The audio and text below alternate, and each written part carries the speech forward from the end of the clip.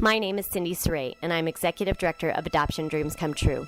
In 2005, I, along with Emily Watson, many of the Dream Guild, and Board of Directors, founded Adoption Dreams Come True Incorporated. We are a fully licensed child placement agency, a 501c3 not-for-profit organization. Adoption Dreams Come True offers statewide domestic adoption services with a sliding fee scale for adoptive parents and free birth parent counseling. The agency is currently staffed by myself, Cinda Lopez as Director of Development, and Emily Maddox as an adoption caseworker.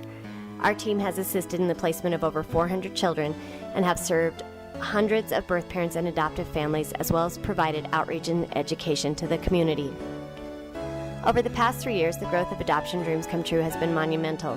In 2008, we have served over 8 times the number of adoptive and birth parents we have in the past, and we have also served over 500 families with the hard work and love of the Dream Guild, who opened the Dream Room. It's a children's closet serving newborn to 2 years with diapers, clothing, and accessories. The Dream Room is free to those in need in the community. With the state of the economy, Adoption Dreams Come True anticipates serving an even larger number of families in need.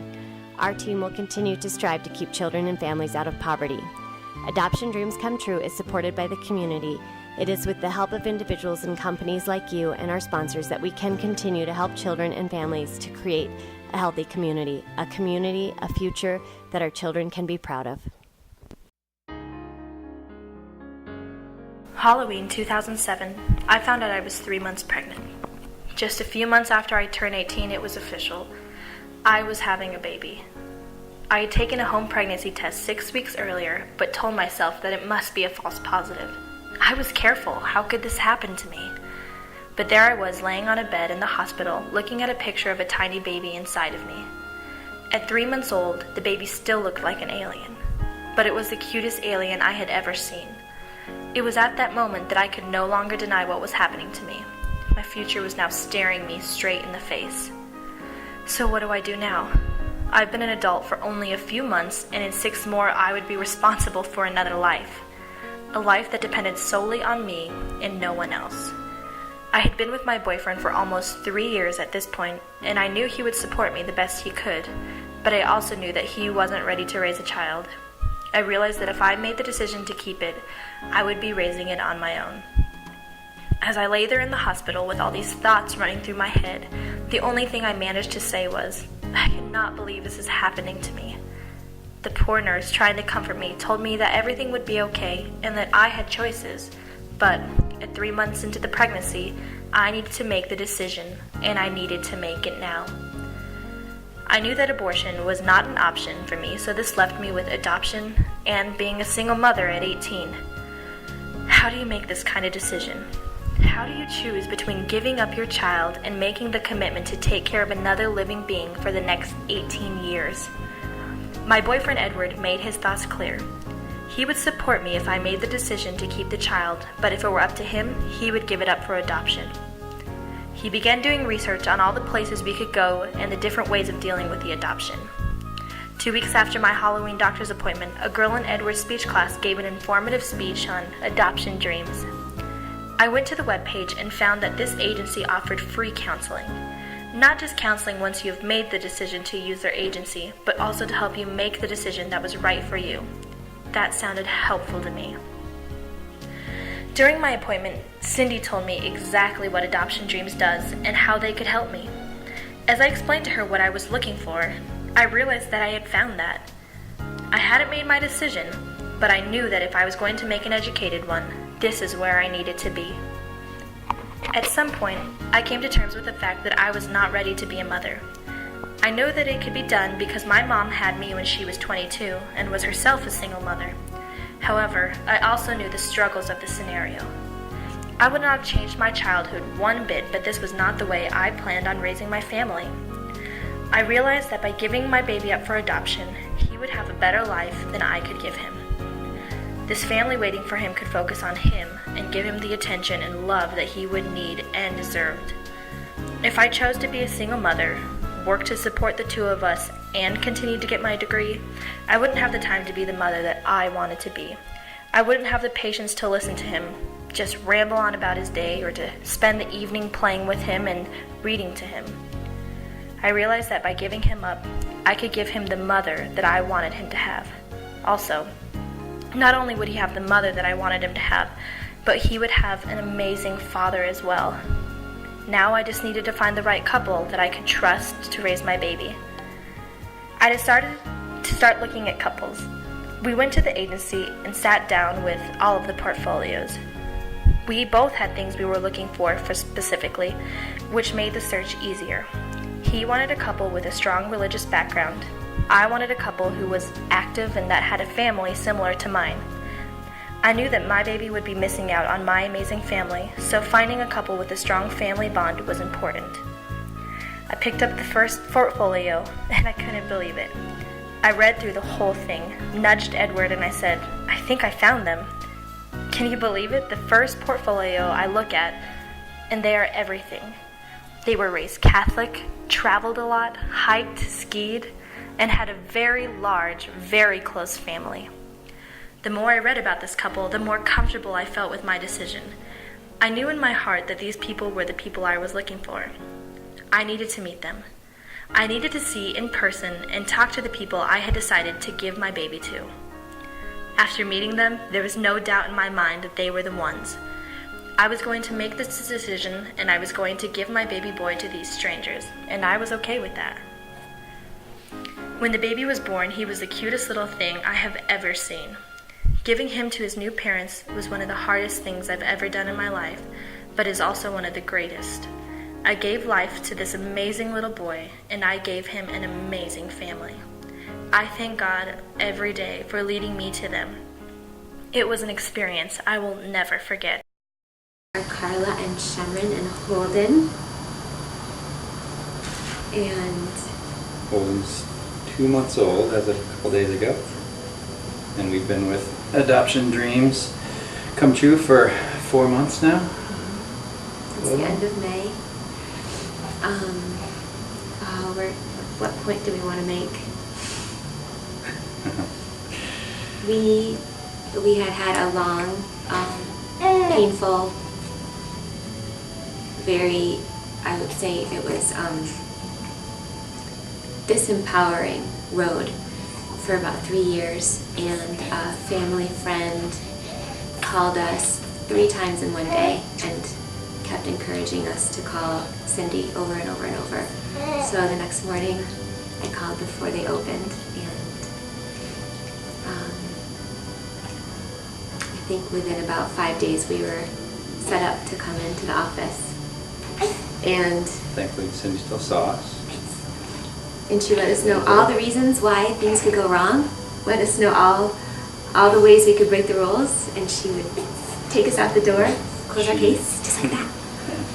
And we loved the fact that there was a boundary, that there was someone that could give us the bad news first. And we'd been through all these programs with big, huge posters of babies with eyes the size of soccer balls staring at you, just bringing you into all this emotion and all these false hopes and false promises. And here was a place where we're given the bad news in the first hour, and what might be daunting for other people was a cause for celebration for us.